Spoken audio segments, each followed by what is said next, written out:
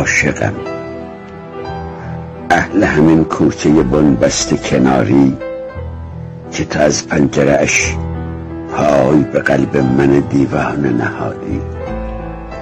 تو کجا؟ کوچه کجا؟ پنجره باز کجا؟ من کجا؟ عشق کجا؟ طاقت آغاز کجا؟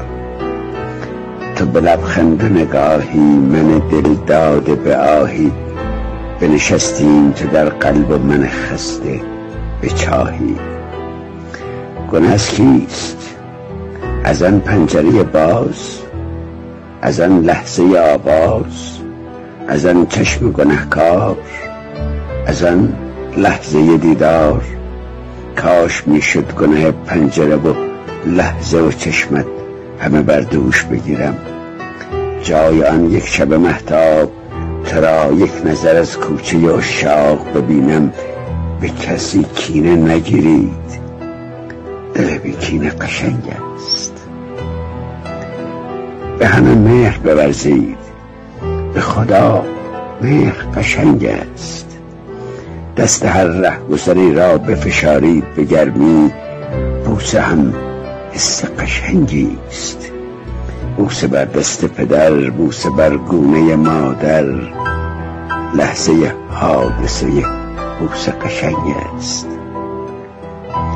بفشارید به آغوش عزیزان، پدر و مادر و فرزند.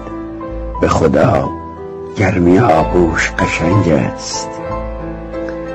نزنید سنگ به گنجشک، پر گنجشک قشنگ است. پر پروانه ببوسید، پر پروانه قشنگ است. نسترن را بشناسید، یاس را لمس کنید. به خدا لال قشنگ است. همه جا مست بخندید، همه جا عشق بورزید.